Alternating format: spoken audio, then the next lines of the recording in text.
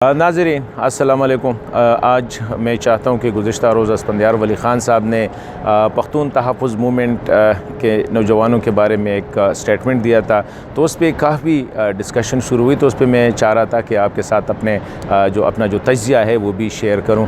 इसमें कोई शक नहीं कि अवामी नेशनल पार्टी पख्तूनों के लिए जद्दोजहद बादशाह ख़ान से लेकर अब्दुल वली ख़ान साहब तक और फिर इवन अस्फंदियार ख़ान साहब जो है, इनकी जो जद्दोजहद है जमहूरियत के लिए, इंसानी हकूक़ के लिए, पख्तूनों के हकूक़ के लिए, मेरे ख़्याल में वो मुसल्लमा है, इसमें कोई शक नहीं है। लेकिन अभी डाउन द लाइन हम देख रहे हैं कि आहिस्ता आहिस्ता जो सिचुएशन पाकिस्तान की सियासत और फिर पख्तून रीजन की जो सियासत है उसमें काफ़ी तब्दीलियाँ आई है।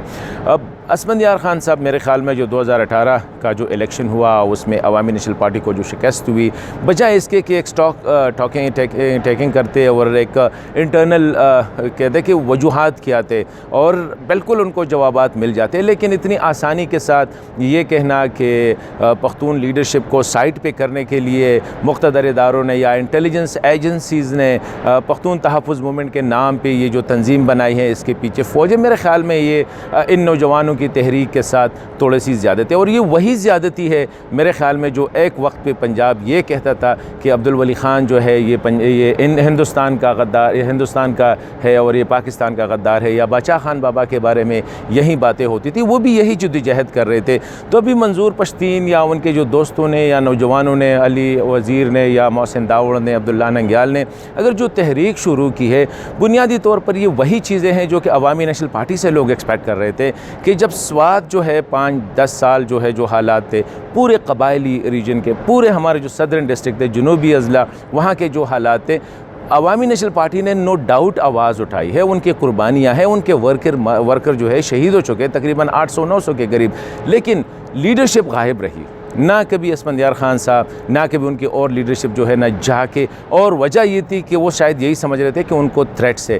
डेफिनेटली थ्रेट्स होते हैं ऐसे लीडरशिप को, लेकिन यही थ्रेट्स तो यही वजूहात जो वैक्यूम क्रिएट किया गया। फिर अवामी नेशनल पार्टी ने जो पख्तून सेप जो स्टूडेंट का विंग था उसको आलमोस्ट डिफंक्ट किया गया है। नेशनल यूथ ऑर्गेनाइजेशन एक तंजीम बनाई थी, बड़ी ज़बरदस्त तंजीम थी जिसके सदर भी थे मोहसिन दावड़ साहब, उसको भी आलमोस्ट ख़त्म किया गया। तो वो जो नई ब्लड है इनके लिए स्पेस अवामी नेशनल पार्टी में बिल्कुल ख़त्म किया गया, नंबर 1। नंबर 2, जो यूथ है स्पेशली पख्तून यूथ के लिए अवामी नेशनल पार्टी में वो अट्रैक्शन ही ख़त्म हो गई थी। ना इनके पास कोई एजेंडा था, ना कोई डायरेक्शन था, ना कोई इंटरेक्शन था, वही पुरानी बातें। और उनमें जो है यूथ के लिए वो मज़ीद जो .com एज वाली यूथ है उनके लिए शायद उसमें इतनी अट्रैक्शन ना हो।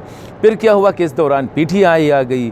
PTI के साथ इख्तिलाफ अपनी जगह पे, लेकिन एक हकीकत है कि इमरान ख़ान ने खैबर पख्तूनख्वा नहीं बल्कि पूरे पाकिस्तान की जो यूथ है कम अज़ कम उनके लिए एक डायरेक्शन, उनके लिए एक उम्मीद, खा ठीक है या गलत है उसमें नहीं पढ़ते हैं, लेकिन एक उम्मीद जो है वो पैदा की कि शायद यही लीडरशिप उनके लिए तब्दीली लेके आएगी। अभी यही उम्मीद जो है पख्तून यूथ के लिए मेरे ख़्याल में वो PTM की शक्ल में आ रही है। जो ज़्यादतियाँ हुई है पख्तून रीजन के साथ या यूथ के साथ वहाँ पे स्पेशली जो कबायली इलाकों में ऑपरेशन की सूरत में या पॉलिटिकल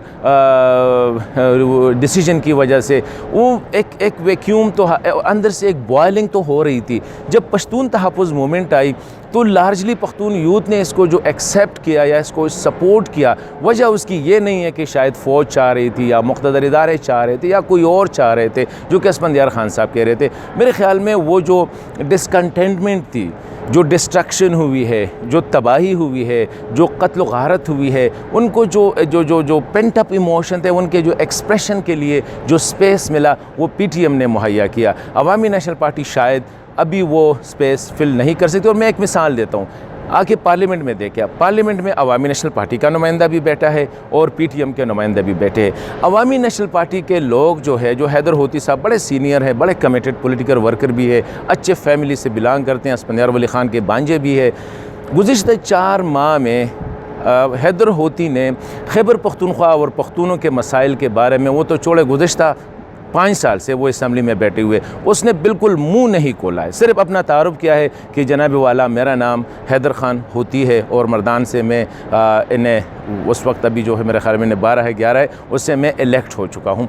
इससे तो मेरे ख्याल में लोगों की वो अट्रैक्शन इसके मुकाबले में आप PTM को देखें, मंजूर पर जो अली वज़ीर है या मोहसिन दावड़ है, वो रोज़ाना की बुनियाद पे डेफ़िनेटली पख्तून मसाइल के हवाले से या रीजन के मसाइल के हवाले से वो बातें करते। तो मेरे ख़्याल में ख़ान साहब को बजाय इसके कि ये कहे कि ये PTM के पीछे कोई है मुक़्तदर हल्के, थोड़ा अपने इर्द गिर्द देखे कि क्या ये तो नहीं है कि हमारी गलतियाँ हैं कुछ, पार्लियामेंट में अपना किरदार देखे, सेनेट में इस वक्त जो चल रहा है अपना किरदार देखे, फिर PTM को देखे, वो भी इनके बच्चे हैं। मोहसिन दावड़, अली वज़ीर इन्हीं पार्टी के पख्तून निसब के लड़के थे, NYO के लड़के थे।